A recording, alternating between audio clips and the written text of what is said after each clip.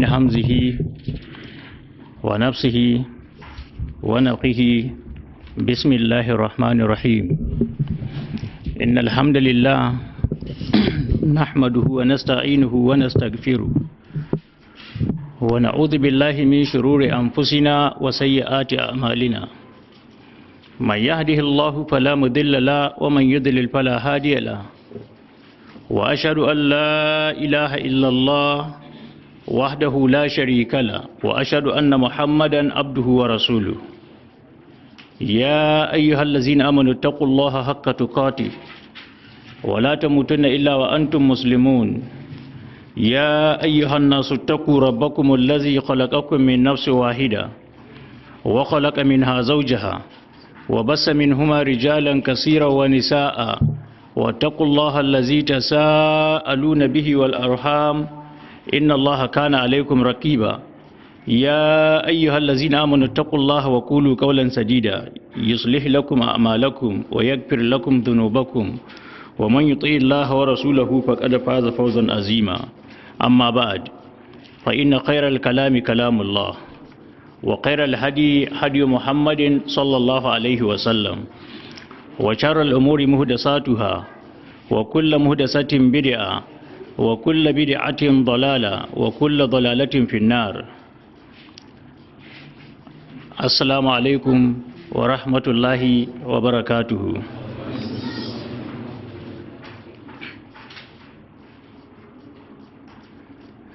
Yau Asabar 26 ga watan Rabi'u Thani, hijirar babban jakadan Allah Annabi Muhammad sallallahu alaihi wa alihi wa sallam daga garin Makka zuwa Madina na da shekaru 1442, wanda ya daidai da 12 ga watan Disamba haihuwar Annabi Isa alaihi salatu wassalam, kalmar Allah kuma ruhin Allah, bisa ga lissafi na Gregorian calendar na da shekaru 2020. Allah madaukakin sarki ya sake haɗe mu a Masjidu Ali ibn Abi Talib, masallacin da ke cikin unguwar Koko Road a cikin babban birnin Sokoto, inda muka saba gabatar da karatu a cikin wani daɗaɗɗen littafi, muhimmin littafi daga cikin littattafan hadisi, littattafai na malaman sunna, wanda ɗaya ne daga cikin littafan nan 6 da ake mataki da kutubu 6, wanda kowane ɗaya daga cikinsu ya zarci shekara 1000 da wallafawa, wato littafin Sunanu Ibn Majah. Da fatar Allah maɗaukakin sarki ya mana jagora a cikin karatunmu. Wannan shine zama na 11 a cikin karatunmu, inda a satin da ya shuɗe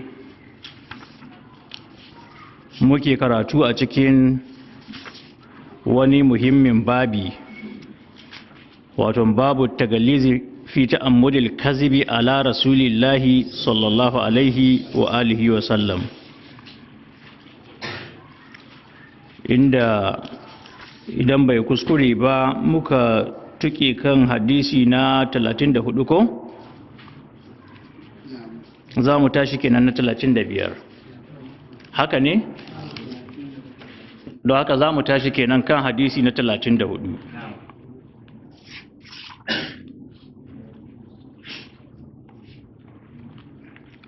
Mala ci gaba da cewa haddasana Abubakar ibn Abi Shayba, sana Muhammad ibn Bashar, Muhammad ibn Bishrin ko? Haka ne? An Muhammad ibn Amr, ana Abi Salama, ana Abi Huraira, قال رسول الله صلى الله عليه وسلم من تكول علي ما لم أقل فليتبوأ مقعده من النار.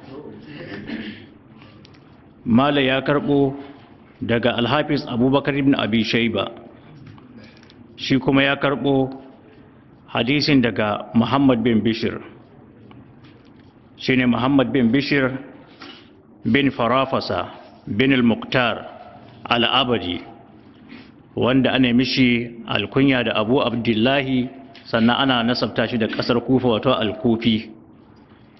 Hafizi ne daga cikin malaman hadisi, don haka general ne a cikin fil na hadisi. Malamai da dama sun wasaƙa shi, irin su imamun nasa'i, irin su ibn ma'in, har ma imamu abu dawud yake cewa, ya ce kana a hafazu man bil kufa, duk wanda ke ƙasar kufa babu wanda ya kai hifzi na wannan babban malamin abu abdullahi muhammadu ibn bishrin bin farafasa bin al-muqtar al-abdi al-kufi. Al-hafiz abubakar ibn abi shayba yake cewa siqatun in ahdasa min kitabihi, shi yana ganin inda ya rika littafi to ba matsala, don shi ne al-hafiz ibn hajirin al-asqalani yake cewa siqatun hafizun min at-tasi'a. don haka muhammad ibn bishrin siqa ne. An muhammad ibn amr ya karbo shi ko daga muhammad bin amr, wanda mun gabatar da bayani akan shi. An abi salama, shi kuma ya karbo daga abu salama. An abi huraira, shi kuma ya karbo daga abu huraira. Kun ga cikin rijal din mutum ɗaya ne yau kawai ko cikin wannan hadisin.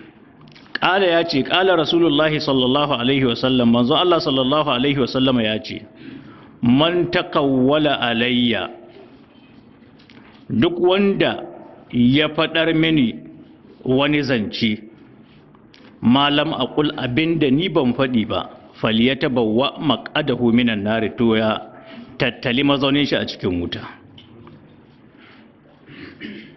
Wanda duk ya faɗan ma annabi magana, ya ce annabi ya ce, alhalin annabi bai ce ba, to ya tattali mazaunin shi cikin ina, cikin wuta. Kun ga akwai matsala kenan ko? Don haka idan za ka kawo hadisi, to ka yi taka tsantsan, ka tsaya ka tace, ka tabbata cewa hadisin na annabi ya faɗi shi. Idan ka yi iyakacin naka ƙoƙari, ko da kuskure ya shiga, Allah ya san ka yi iyakan naka ƙoƙari ko? Rabbana la tu'akhizna in nasina aw akhtana. An fahimci wannan? Don haka babu laifi a nan. Amma kawai duk inda ka yayo ka zama hatibu lailin, kawai duk inda ka sa hannunka ka jawo hadisi, kawai kala rasulullahi, duk inda ka jawo hadisi kala rasulullahi, ba tare da kana bi kana tattacewa ba, to akwai matsala. An fahimci wannan? Littafan da za ka shiga ka yi maɗebo anywhere su ne irin su sahihul bukhari da sahihu muslim. Amma duk da irin su sahihu ibn hibban ba a yi ma wannan, irin su sahihu ibn khuzaima ba a yi musu haka, da sauran littafan da aka ruta ma da sunan siha, da sunan cewa sahihan hadisi aka tara. Bukhari da muslim ɗaya suka tara wannan darajar. Don haka sai an kiyaye, ba ko ina ake ɗaukar hadisi a aiki da shi ba. Idan kana son ka karanci hadisi, to ka samu malamin hadisi wanda ya sa abin da yake yi, wanda aƙalla yana iya tacewa. Idan ya karantar da kai ya ce wannan hadisin da muke yi da ifi ne, wannan hadisin kuma sahihi ne, wancan hasanun ne, wanga maudu'i ne, wanga ma mutawatiri ne, wanga kuma hadisi aziz ne, wannan hadisi ai garib ne, garibul mutlaq ne, garibul nasbi ne, wannan menene, ya zamantu ya san abin da yake faɗi. In ba haka ba, to kana bisa gaba ta afkawa cikin wuta. Kaga ka je garin karatu, ka wahala kanka karatu, kuma karatun ka ya kai ka wuta. Kaga ilmi mara amfani kenan ko? Don shi ne annabi sallallahu alaihi wasallam yake addu'a, Allahumma anfa'ana bima allamtana. Amma shi yakan ce da nashi lafazi, Allahumma anfa'ani bima allamtani ko? Cewa ya Allah ka amfanar da ni da abin da ka sanar da ni, wa allimni ma yanfa'uni, sannan ka sanar da ni abin da yake amfana ta. Ko yaushe zan kai kokarin haka, ka san abin da ke amfanar ka. Shine ka tsaya ka san hadisi yadda ya kamata. mala ci gaba da cewa haddasana abubakar ibn abi shayba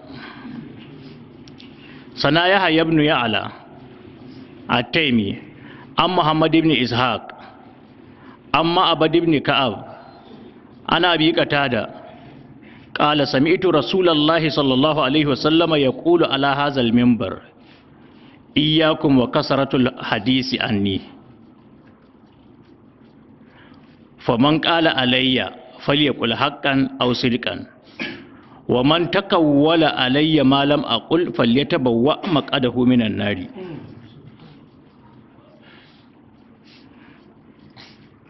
Mukalla mu gani hadisi ne daga al-Hafiz Abubakar ibn Abi Shayba, shi kuma ya karbo daga Yahya bin Ya'la bin Harmala at-Taymi al-Kufi, wanda ake ma ainihin alkunya da abul muhayyat.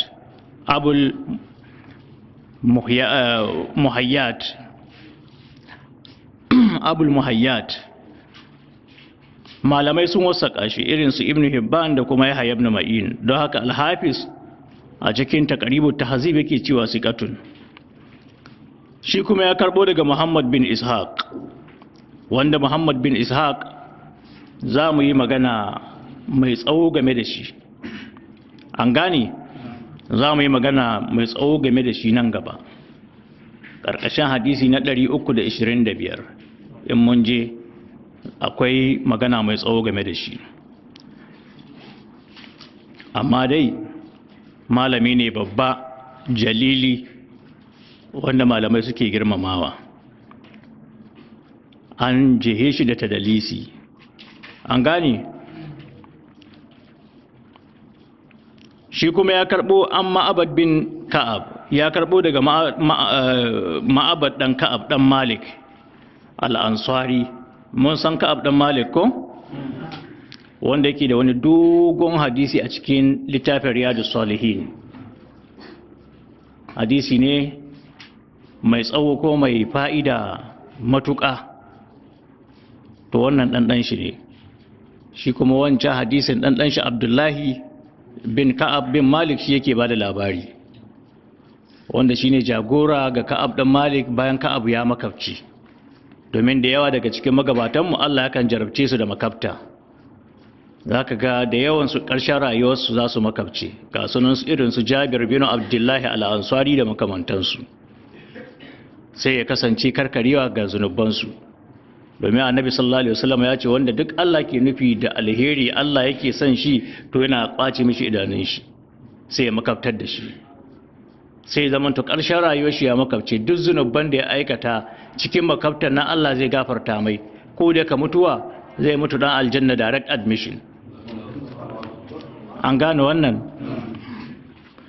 An Abi Qatada, wannan Ma'abad din malamai sun ambace shi cikin siƙoƙi, kamar Ibn Hibban ya ambace shi cikin Kitabut Thiqat, wanda al-Hafiz shi ma kanshi yake tabbatar da cewa maqbulun, ana karɓa hadisan shi ko? Ba mamaki hadisan shi suna iya su kai martaba ta hadisi hasan, amma dai akan tsaya a duba ba haka ɗaya ke karɓar su ba.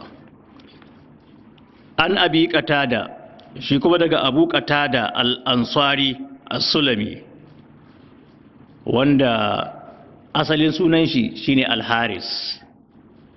Wasu malamai suka ce sunan shi Amr, wasu suka ce a'a sunan shi Nu'man, wasu suka ce a'a sunan shi Aunu bin Rabi'i da makamantansu, amma dai suna mafi inganci shine sunan shi al-Haris. An gane? Yana daga cikin sahabbai waɗanda alkunya su ta rinjaye sunansu. Abu Qatada har ya ɓadda sunan. An gane? Alkunya ta ɓatar da mi? Ta ɓatar da suna. To yana daga cikin sahabbai waɗanda suka samu wannan. Sahabi ne mashahuri wanda ya halarci yaƙin Uhud da duk sauran yaƙe-yaƙen da aka yi bayan yaƙin Uhud. Sai dai Allah bai albarkace shi da halatta yaƙin Badar ba. Ya yi wafati a garin Kufa, hijirar Annabi sallallahu alaihi wasallam na da shekaru 54. alhalin kasancewar yana ɗan shekara 70 da haihuwa. Da fatar an fahimci wannan.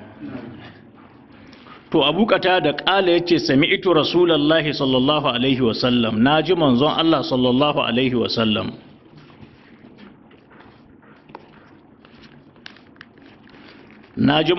sallallahu alaihi wa alihi wasallam ya ƙulu ala hazal mimbar, yana faɗi akan wannan mimbari. Ya nuni da mimbarin manzon Allah wanda yake cikin masallacin manzon Allah a garin Madina. Kaga wannan maganar manzon Allah ya faɗi ta a bisa mimbari ko? Ba mamaki wannan ya kasance shi yasa ta zama mutawatira. Sahabbai da dama suka ruwaito. Duk da Ibn Majah da bai takararin hadisi, saboda ya nuna maka wannan hadisin mutawatiri ne, ba abin wasa bane fa. Duk da yake kowane hadisi na annabi babu na wasa. To amma mutawatiri ya fi ƙarfi ko cikin hadisai. To dai nuna maka mutawatiri ne sai ka maka shi ta fuskoki ko? Sai ta kaita ga fuskoki kalilan, amma dai yana maka nuni da cewa wannan hadisin mutawatiri ne. Manzo Allah ce iyyakum wa kasaratul hadisi anni, ka shedin ku da yawaita hadisi daga gare ni. Iyyakum wa kasaratul hadisi anni, ka shedin ku da yawaita hadisi daga gare ni. Kun ga annabi yana muna ka shedi ko? Faman qala alayya, wanda duk zai faɗin wani abu a kaina, to fali ya kula haƙƙan, ya faɗi gaskiya, au sidqan, duka dai ya faɗi gaskiya ko?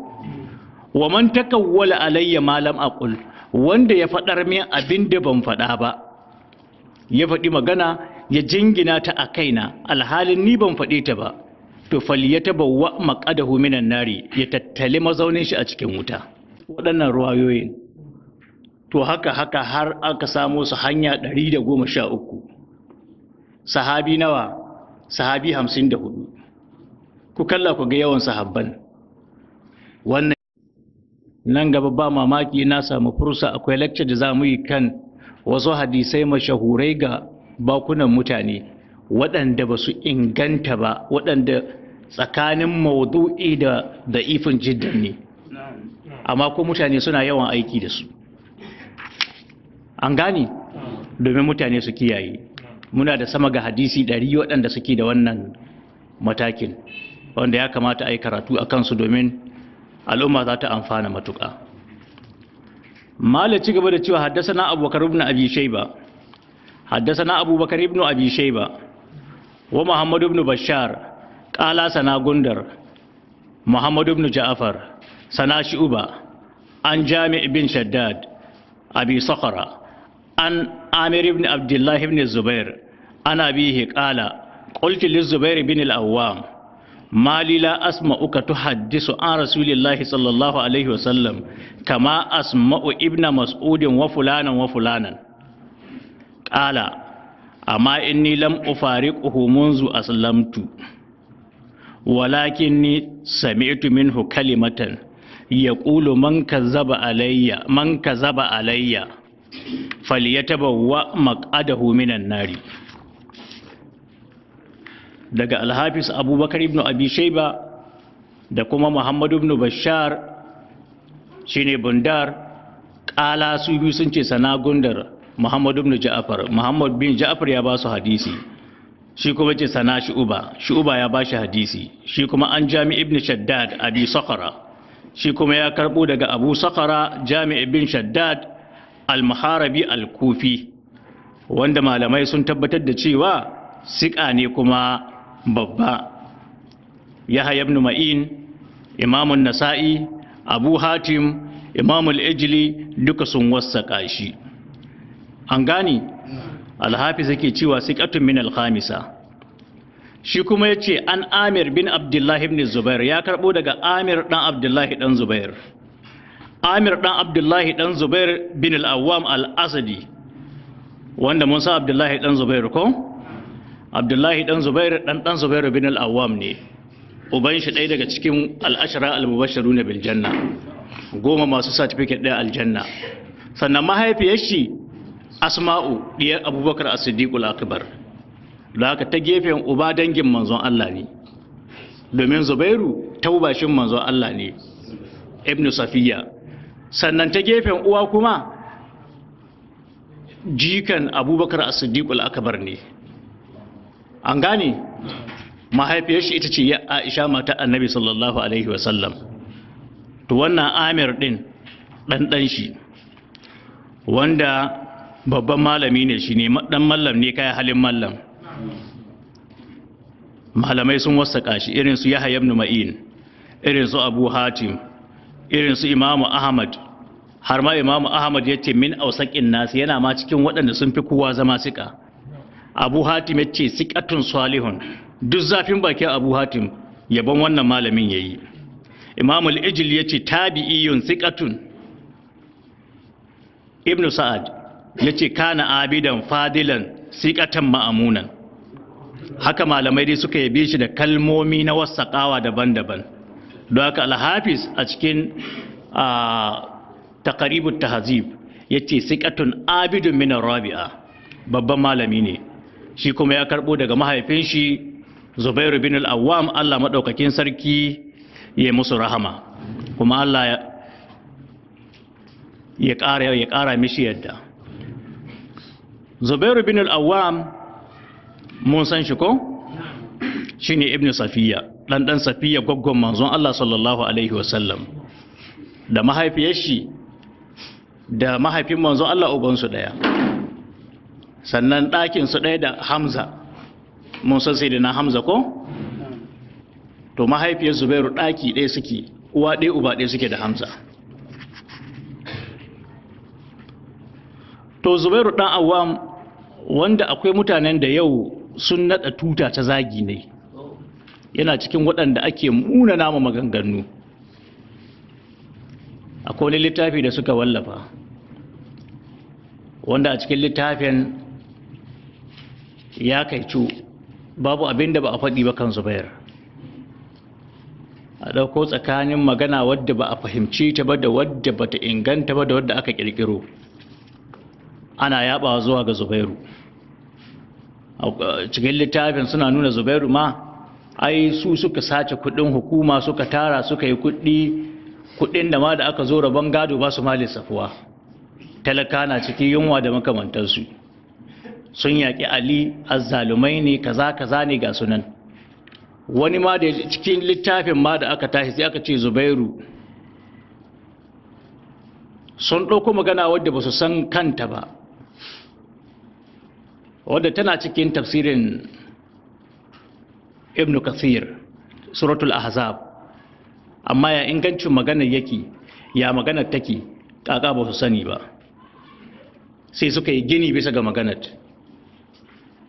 cewa Zubairu ya ce ma manzon Allah sallallahu alaihi wasallam, ai bayan wucewarka ni ko zan yi kokari sai na ga cewa na auri Aisha. Sai aka saukar da aya aka ce abin nan annabi wa aula bil mu'minina min anfusihim wa azwajuhu ummahatuhum, sai aka haramta musu auren mata annabi ko? Aka haramta aure na mata annabi. To kaddarta ya faɗi haka, ba mamaki kwaɗayi ne yake yi na cewa ya auri matar da annabi ya aure ta, ba don abin da ya shafi sha'awa mata duniya ba. Yana kwaɗayi ne na matar da ɗan uwan shi ya aura kuma a ce annabi ya aure ta, ta haifi ɗiya da shi, ba mamaki a ce ga ta matar annabi ce ko matar wani ce. Zai shiga cikin wani record book cewa ya taɓa aure wadda annabi ya aura. To sai Allah ya saukar da aya. To daga baya kuma sai suka dawo suka ce bayan wucewa annabi ya dawo wai tare da Aisha, yana ba Aisha kuɗi, yana lalaci, yana zina da ita. Ku kalle irin waɗannan mutanen, wai ya dawo yana zina da ummul mu'minin Aisha. Wai mai kariya annabi ne fa wannan, mai son annabi. Yanzu da za ka zo ka ce ai mahaifiyar shi tana zina da wani, yana buɗe baki ce kana son mahaifi ne? Har da ce maƙiyansu kake, zuri'a su ma maƙiyansu kake gaba ɗaya.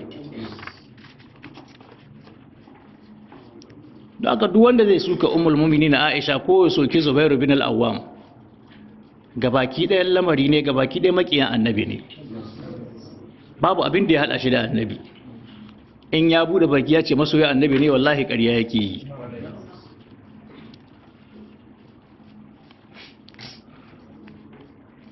To Amir ɗan Abdullahi ɗan Zubair ya karɓo daga mahaifin shi Abdullahi ɗan Zubair ko? Amir ɗan Abdullahi ɗan Zubair ya karɓo daga mahaifin shi Abdullahi ɗan Zubair. Shi kuma Abdullahi ɗan Zubair ya ce ƙulti liz Zubair bin al-Awwam, na ce ma Zubairu ɗan Awwam, mali la asma'uka, shin wai ya aka yi, me yasa la asma'uka ni ban jinka tu haddisu an rasulillahi, kana ba da hadisai daga manzon Allah, kama asma'u ibn mas'udin, kama asma'u ibn mas'udin, kamar yadda nake jin dan mas'ud wa fulanin da wane daga cikin sahabbai suna ba da hadisai. Abdullahi dan Zubair shi ma sahabi ne, an gane shi ma sahabi ne, sai dai yana daga cikin sigarun sahaba, ƙananan sahabbai waɗanda ko da annabi ya bar su suna ƙananan yara. Bayan wucewa annabi kuma Allah maɗaukakin sarki ya albarkace shi da abubuwa da dama, wanda daga ƙarshe dai shahada ya yi. Yana da tarihi babba mai tsawo wanda babu lokacin shi yanzu. To wannan Abdullahi ɗan Zubair ya ga mahaifin shi babba ne, shi addogarin manzon Allah. Manzon Allah ya ce li kulli nabiyyin hawar, ya ce wa hawari Zubair ibn al-Awwam. Sannan manzon Allah kuma ya lissafa shi cikin al'ashara al-mubashiruna bil janna. Ga falolin nan na Zubairu da annabi ya ambata. To ya ga su Abdullahi dan Mas'ud waɗanda ba su kai darajar mahaifin shi ba. Abdullahi dan Mas'ud bai cike al-ashara al-mubashiruna bil janna. Da saura ga sunan daga cikin sahabbai suna ba da hadisai da yawa, su Abu Huraira. To amma bai ji mahaifin shi Zubairu bin al-Awwam na ba da hadisi ba.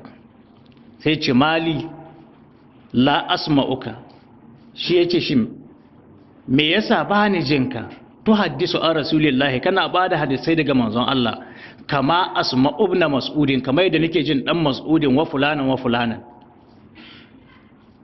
Ƙala sai Zubair ya amsa ma dan shi yace amma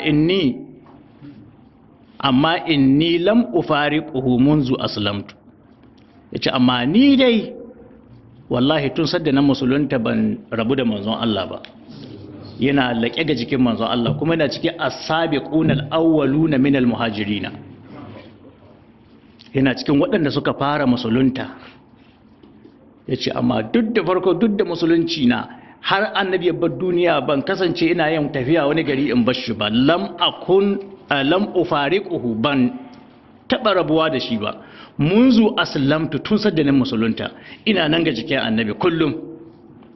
Walakin ni sami'tu minhu kalimatan, sai dai naji wata kalma daga bakin annabi, ya kule na cewa man kazaba alayya muta'ammida, wanda duk yayi ƙarya gare ni da gangan, yana mai gangancin yin ƙarya, falyatabawwa maqadahu minan nari, to tattali mazaunin shi a cikin wuta. Yace to wannan maganar ita ce kisa ne in ji tsoro. To kaga wanda bai son gaskiya sai ya ce to ai kenan kamar Zubairu na nuna sauran sahabbai ƙarya suka yi ko shi bai yin ƙarya.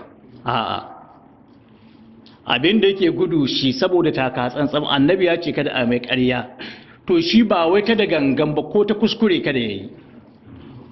Domin idan abin memory ƙwaƙwalwar shi ya zamanta ta manta, ya ɗan kimanta ya faɗi, ya zanya ya kuskure, an gane ya zanya ya kuskure, to kaga ya faɗi abin, ya faɗi magana ya jingina ta ga annabi wadda annabi bai faɗi ba ko? To amma bisa ga kuskure, to shi ko ta kuskure bai son ya yi balle har a cimma ta da gangan, shi ne manufar magana. Da haka in yi yawaita ba da hadisai ba mamaki wasu wurare ya yi kuskure, in ya yi kuskure haka yake tamkar ya yi ma annabi ƙarya amma ba da gangan ba, to ko ta kuskure bai son ya yi balle ta da gangan. Da haka yana taka tsantsan kada ya kuskure, sannan ya san da cewa idan ya yi kuskuren za a riƙa bauta ma Allah da kuskuren ko? Hatta shin kiyama a ci gaba da bauta ma Allah da kuskure ne? bai fatan ya haɗu da Allah ya mishi wannan tambayar, ko da ku yana da hujja ta cewa kuskure ne ya yi, bai fatan ya haɗu da Allah cikin irin wannan yanayin.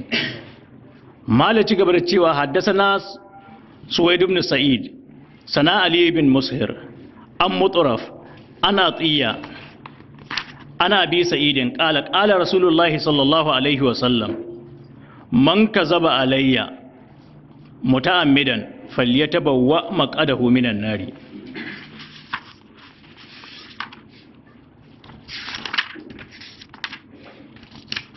Daga Suwaid bin Sa'id ko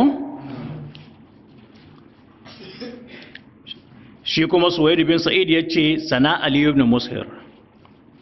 Ali ibn Mushir al-Qurashi al-Kufi wanda alƙadi ne a garin Mosul, ina ganin cikin Iraki ko? Sannan malamai sun wasaƙa shi babu shakka,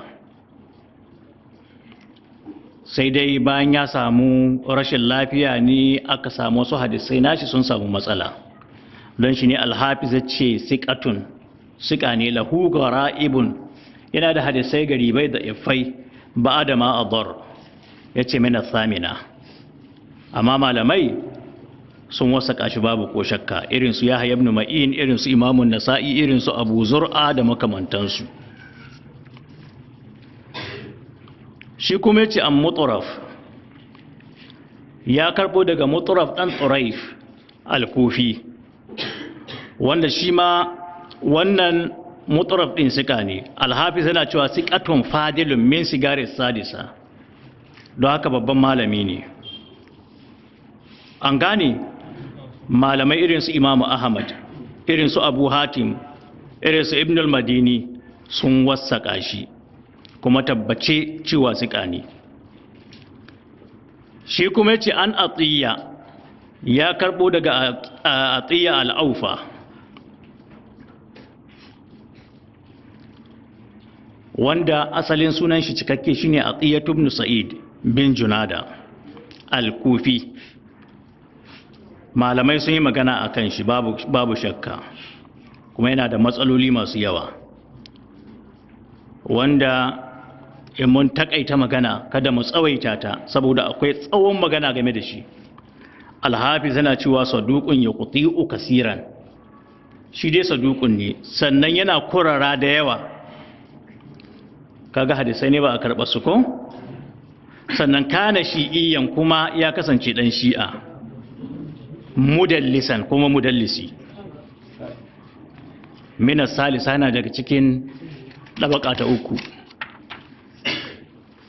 Ana bi Sa'idin, shi kuma ya karbo daga Abu Sa'id, amma wannan bai cutarwa saboda hadisin mutawatiri ne, daga Abu Sa'id al-Khudri.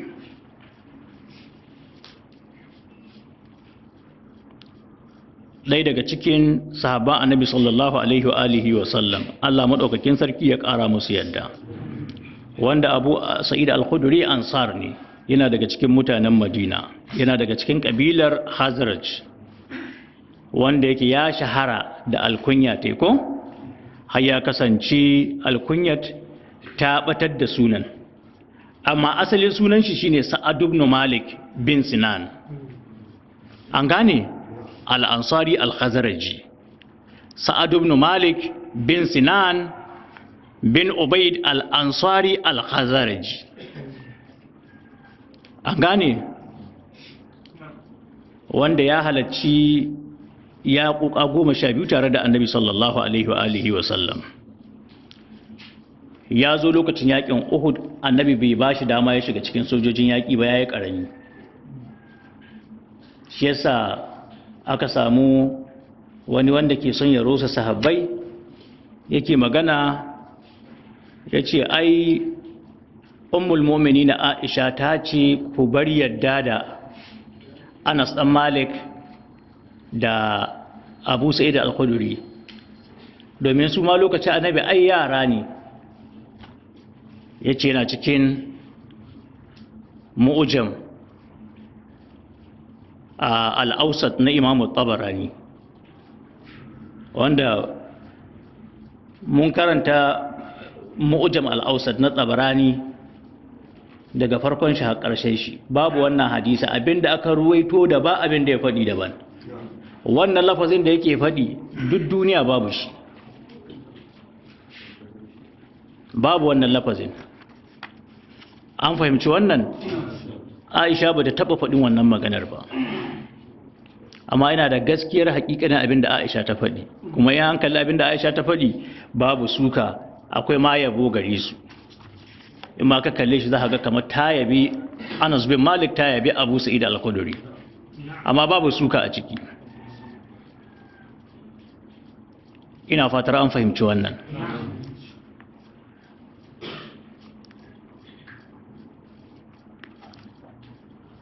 to wannan Abu Sa'id al-Khudri bai samu yakin Uhud ba don haka da aka zo ga Zatu Khandaq sai aka sa shi cikin mayaka dama baban shi da aka je wajen yakin Uhud ya yi shahada can yakin Khandaq ya zo ya isa domin su an tashi yaki an ce ba a sa sunanka cikin sojojin yaki ba ka yi karami ko baka da lafiya ko wani abu kuka kake yi so kake a sa ka kaje kai maza ka mutu kai shahada wanda yanzu ya buga tiya gas in ya dafe kai ya ruga da gudu bai san inda ya ba ma shi na zai zo yana zagi yana aibanta waɗannan mutanen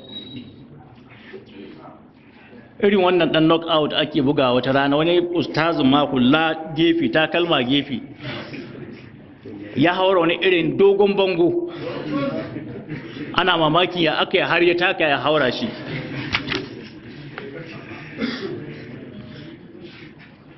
ana fashe-fashen bambamman nan na Boko Haram radda yara suka buga ya jiya ya tashi ya ruga sai ga shi ya dawo na subhanallahi kaza kaga magana ta kare to irin wannan shi zai zo kuma gobe ya zo ya ce maka Abu Sa'id al-Khudri ba na kware bane wanda ya dauki takobi ya yaki tare da Annabi gaban ka takobi bayan ka takobi daman ka takobi haunin ka takobi baka san ta inda za a saro ka ba ma irin sojojin wannan zamanin matsorata ba waɗanda kam ɗinku daban sai dai ku harba da nesa ko kuma a harbo da nesa kuna ɓoye-ɓoye wannan tsakiyar ta ko ba za ka shiga to yace ƙala rasulullahi sallallahu alaihi wasallam manzo Allah sallallahu alaihi wasallama ya ce man kazaba alayya wanda dige ƙarya a kaina muta'ammidan yana mai gangancin yin hakan falyatabawwa maqadahu minan nari to ya tattali masaukin shi a cikin wuta wannan isnadi mun ga cewa isnadi ne da'ifi ko saboda wannan Atiya bin Sa'id shine Atiyatul Awfa an gane da haka Imam al-Busiri da makamantansa duka dai sun tabbatar da wannan hadisin inda ta gefe isnadi ne wannan na Abu Sa'id din da'ifi ne amma saboda hadisin ya taka martaba ta mutawatiri ba a ma tsaya bata lokaci kallon isnadi ko saboda martabar da ya taka ta hadisi mutawatiri hadisi mutawatiri hadisi ne wanda yake mai girman daraja wajen malaman hadisi ya ce wannan hadisi ne mutawatiri wato ya zo ta adadin marwaita ne ko wace tabaka ta marwaita adadi mai yawa duk da yake wasu malamai sun yi kokarin haddadewa amma mafi kyawun magana a ce adadi wanda ya wuce kai tunanin cewa irin waɗannan mutanen su taru su yi ƙarya sannan irin wannan hadisi wanda yake mutawatiri yana fa'idantar da ilimi wanda yake ilimi na abin laluri ilimi na wajibi wanda babu wata shakka ko misƙala zarati a ciki an gane ilimi na tabbas to akwai hadisai waɗanda sun taka wannan martabar ta tawaturi kamar wannan hadisin na man kazaba alayya muta'ammidan falyatabawwa maqadahu minan nar wanda babu shakka hadisi ne mutawaturi wanda na kawo muna sunayen sahabbai waɗanda suka ruwaito shi ko suna da yawa to akwai misali hadisi almar'u ma'a man ahabba yawmal qiyama annabi ya ce mutum yana tare da wanda yake so a yinin kiyama mai son Cristiano Ronaldo zai tashi tare da shi mai son Lionel Messi zai tashi tare da shi mai son Zidane ko Maradona ko Pele zai tashi tare da shi mai son annabi Muhammad kuma zai tashi tare da annabi Muhammad ya Allah ka tayar da mu tare da annabi Muhammad. Annabi zai ɗauki liwa'ul hamdi, tuta ta godiya, a zo a yi parade na yinin kiyama. Ga su Abubakar As-Siddiq, ga sauran sahabbai, ga mu tare da shi ko? Makiyan sahabbai kuma sai su koma tare da Goldiya da Shash, Joseph Shash, su koma can masu zagin sahabbai ko? Haka ma masu sai ‘yan ƙwallo da masu san mawaƙa sai su koma tare da abin su. Annabi ya ce almar'u man ahabba yawmal qiyama, kuma hadisin mutawatiri ne, ya wuce wasa. Malamai sun ce an same shi ga ainihin hanya ɗai sahabi kenan, sahabi ɗai ne ka so in ce an same shi daga sahabi ɗai har sahabi 13 daga cikin sahabban annabi sallallahu alaihi wasallam, sahabi 13. An fahimci wannan, wanda hadisi har littafi ma wani malami ya yi mai, ya tara su. Wani malami ne shine Al-Hafiz Ahmad bin Ali Ibn Hajirin Al-Asqalani, ya tara ɗurƙuƙan hadisi, ya wallafa mai littafi mai zaman kanshi, Kitabul Muhibbina ma'al Mahabubina. An fahimci wannan. Sa'annan na biyu akwai hadisin man bana lillahi masjidan banallahu lahu baitan fil janna. Man bana lillahi masjidan banallahu lahu baitan fil janna, wanda shi ma an samo shi da kusan sahabi ɗaya har sahabi 21. Sannan ɗurƙuƙan suka ci gaba da tafiya, kuma su ma kansu ɗurƙuƙan suna da yawa, domin ba yawan sahabban ba, yawan ɗurƙ. Domin akwai hadisi wanda an samo shi ga sahabbai da yawa, amma ɗurƙuƙan sun kasa kaiwa hanyar da ake iya cewa mutawatira. Kamar hadisin unzilal qur'anu ala sab'ati ahrufin, an saukar da qur'ani akan haruffa 7, wanda hadisi yana da fassara mai yawa.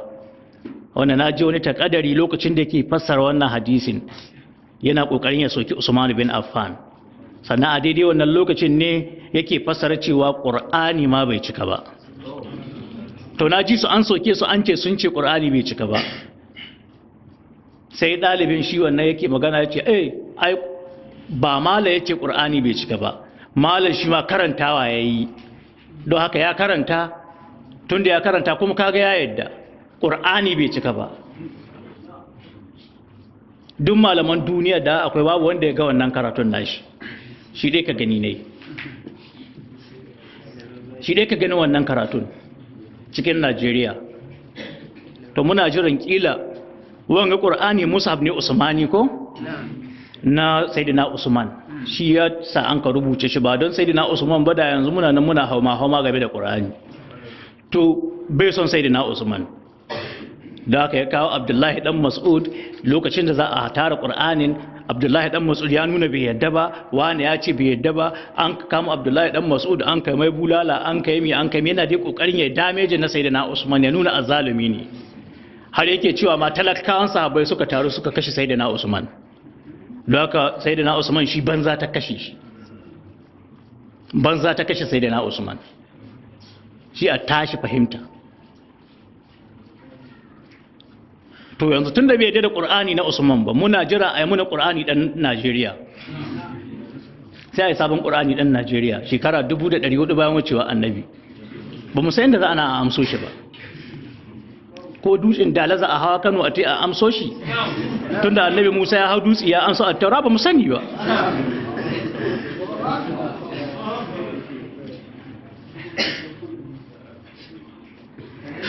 To wannan hadisi an samo shi ga sahabi 21.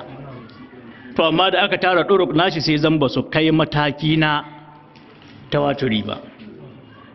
Kowane mataki sahabbai waɗanda suka amso ga sahabbai ɗin su ma su cika haddin tawaturi, waɗanda suka amso gare su ma su zan masu yawa, waɗanda suka amso su zan masu yawa. Haka za a bi layi sahu-sahu, da za a tayar da su duk a ce ku tashi daga mutuwa, ku yi sahu, za a ga kowane sahu ya cika. Sahun farko sahabbai suna da yawa, na biyu sahabbai suna da yawa. To wannan hadisin can cikin sahu sai aka samu sahu mai mutum 2 ko 3, sannan sauran sahu da yawa. To wannan sahun da bai cika ba ya hana zama ne tawaturi, don haka ba mutawaturi ba ne. muna da hadisin bashiril masha'ina fi zulmi ilal masajid bin nuri tam yawmal qiyama, masu tafiya cikin dare zuwa masallaci a yi musu bishara da haske wanda yake cikakke gobe kiyama. Sallar isha'i da sallar asuba wanda dukke zuwansu to albishiri ne. Iyan tashi hawa gada siradi, gada ce mai matuƙar duhu, sa'annan ga ta da silili, annabi ya ce hiya a haddu mina saifi, ta fi takobi kaifi, sannan a daɓɓu mina sha'ari, ta fi gashi zama silili, sannan gada kuma gangare take yi kamar an zuba mata goro bisa gare ta, ta yi kwana haka, ta lankwasa haka, ta sake sunkuya, ta taso ta yi haka. Annaba za su zo bakin gada siradi su yi tsaye suna Allahumma sallim, Allahumma sallim, Allah ya kiyaye, Allah ya kiyaye. To wanda duk yake zuwa sallar isha'i cikin duhu, ya zo sallar asuba cikin duhu, a yi mai bishara da cewa wannan lokacin da ya zo jan hawa gada siradi za a yada mai. Za a yada mai, jiki ne zai koma haske, nuruhum yas'a baina aydihim wa aymanihim, haske ne ko ina. Don haka zai taka, manzo Allah ya ce kamar yadda ka san iska ya wuce haka za ka ganin fit kamar walƙiya ya tsallake saradi. Wayoyewa dai zai duba ya ce har na tsallake. Wani kuma sallolin sai can ya zo ta rana bai zuwa, to shi ma yana da ɗan nashi haske. Manzo Allah ya ce za a ba shi ɗan haske ne ga babban yatsan ƙafa ta, ya zama mai kamar toce ladara tattakawa, ya yanke nan ya sulbuta yana batu ya faɗo, ga ƙugiyoyi can cikin wuta suna kuwa, sannan ƙasan ya diba jahannama ce. Don haka zai kama tafiya, ya ta tafiya da ke ya tsallake. Mai hita sallah wani shi kuma da ƙasa in garman doki haka yake wucewa. Mutane za su riƙa shuɗewa bi hasbi amalihim, gwargwadon ayyukansu. So wannan hadisin na bashiril masha'i na an samo shi ga sahabi kusan 15, kuma hadisi ne wanda yake wani iri mutawatiri. Sannan akwai hadisin rab'ul yadaini fi salati fil ihrami war ruku'i wal i'tidal, musamman daga hannu wajen kabbara harma. Muna da hadisi nawa? Muna da hadisi daga sahabbai waɗanda suke adadinsu ya kai haddi na tawaturi. An gane? Kusan an samu wannan ruwaya ga kusan sahabi 30. Har ma malamai suka ce cikinsu akwai al'ashara al-mubasharuna bil janna. Kaga kenan ya kusan ya zama daidai kenan da man kazaba alayya ko? Saboda tara al'ashara al-mubasharuna bil janna. Sa'annan cikin shi akwai kullu muskirin hamrun wa kullu muskirin haramun, wanda shi ma kusan sahabi 30 hadisan da ke bayani akan shan maye, cewa shan maye haramun ne. Duk abu mai buga suwagiya ne, duk abu mai buga suwagiya ne. Kun ga zamani da aka ramma hankalin mutane sai aka ce an hana shan miyagun kwayoyi, amma kuma an halatta shan giya, har tallata ake yi ko? Har sponsorin na Champions League suke su Heineken ko? Da sauran giyoyi da sauransu. Ga sunan tallarsu ake yi, an ba da dama a sai da su. Raina hankalin mutane ne wannan.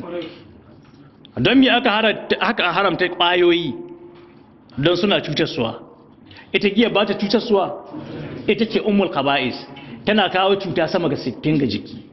Akwai mutuwar zuciya, ciwon zuciya, akwai ciwon koda, akwai ciwon anta, akwai ciwon suhi, akwai ciwon kwakwalwa, akwai ciwon kaza, ga sunan cututtuka daban-daban. Sannan kwayoyin nan an ce kasu bugar da kai ka sha su, ka tafi ka yi kaura da mota ko ka yi mi, to giya ba ta sa maye? To don mi za a haramta wancan a halatta wannan? Bature ne ke yawo da hankalin mutane kurum. Yawo da hankali ne kurum. Yasa su can US duk shekara suna shan gongo biliyan 60 na giya. Duk shekara gongo biliyan 60 na giya ake sha, wanda in ruwan famfo ne da Sokoto mun sha su watanni da watanni. So haka al'amarin yake. Akwai hadisin tambayar kabari ko? Da azabar kabari, wanda shi ma madugun waɗancan jama'a ya ce a'a babu azabar kabari. kun san ya ce ma mata hudu ma babu iyakan cewa kana iya auren sama ga mata hudu. A to ba mamaki kila nan gaba tara zai ko 10 ko 11. Kila akwai 'yan mata cikin Kano waɗanda yake harare ko? Ba mamaki.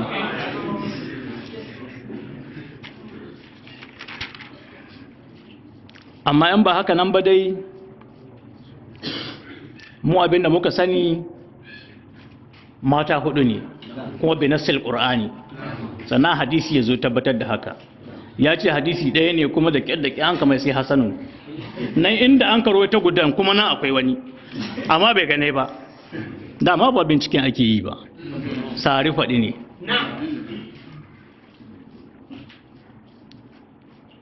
Da aka tambayar munkar da nakir a cikin kabari gaskiya ce, hadisan da suka zo mutawaturai ne.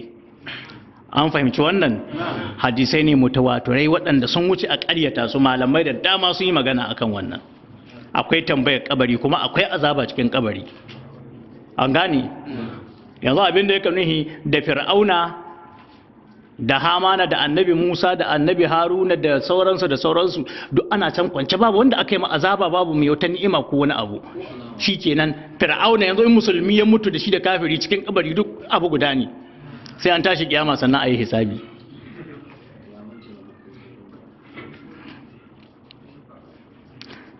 Sa'an sai hadisan shafa akan huffi ko su ma hadisai ne mutawaturai. Almasu alal kuffain an rawaito su ga kusan sahabi 70 zuwa sahabi 80. An gane wannan? Su ma hadisai ne mutawaturai. To ba su son shafa akan huffi saboda duk aka ce ai shafa akan huffi ba a shafa akan kafa.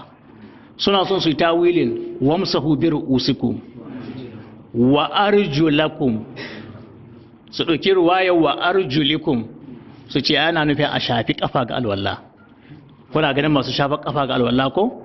Aka ce a'a, su kafa wajen wankewa wa arjulakum yake, arjula. In kuma aka ɗauki kidawa wa arjulikum, ita kuma tana magana ne in ma ta ɗauki majawara ta koma wanke kafa ko kuma ta ɗauki ma'ana ta shafa akan huffi. Annabi ya karantar da shafa akan huffi, to ba su dai a shafi kafa. Ya ce wai a shafi fatar dabba da aka sa ga kafa amma a kasa shafa fatar ɗan adam. Yaushe fatar dabba ta fi fatar ɗan adam daraja? Ka kalla ka gani. To in fatar ɗan adam na da daraja kuma ya san tafi kyalle daraja ko akwai kyallen da ya daraja fatar ɗan adam? To ya ɗaya kyallen ya fito haka nan sai ya gudu fatar ɗan adam. Duk sutura ya ɗebe zan ka yawo haka ne da ya da to sai ka lullube mai daraja, ai ka bude mai daraja kowa ya gani.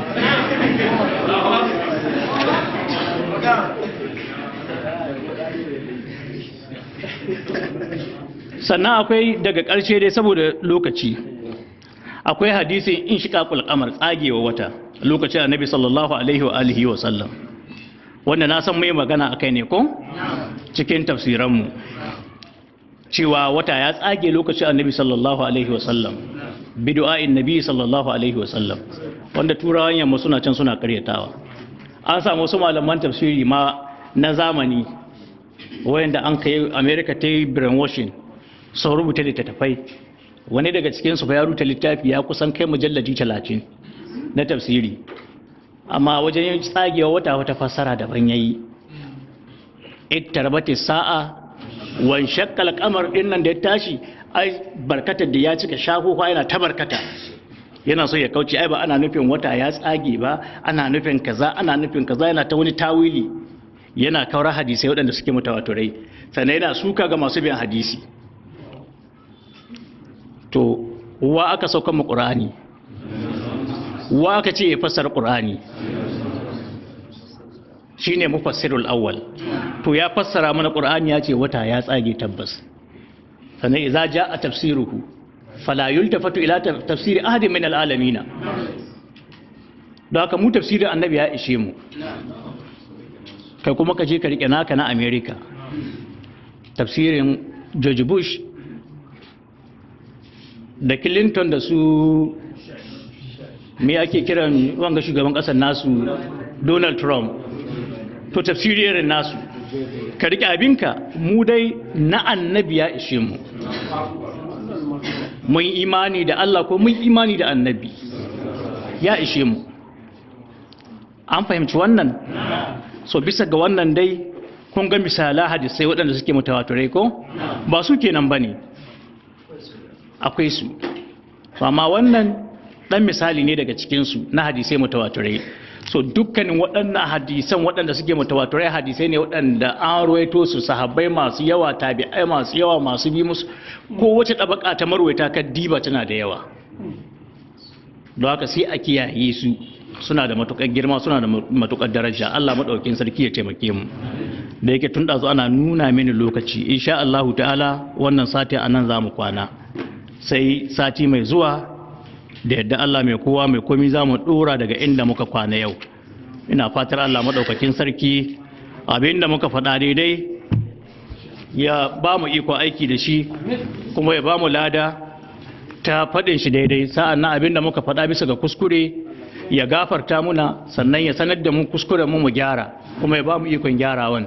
ربنا آتنا في الدنيا حسنة وفي الآخرة حسنة وقنا عذاب النار ربنا لا تزغ قلوبنا بعد إذ هديتنا وهب لنا من لدنك رحمة إنك أنت الوهاب. الحمد لله رب العالمين الرحمن الرحيم مالك يوم الدين إياك نعبد وإياك نستعين اهدنا الصراط المستقيم صراط الذين أنعمت عليهم غير المغضوب عليهم ولا الضالين. سبحان ربك رب العزة عما يصفون وسلام على المرسلين والحمد لله رب العالمين.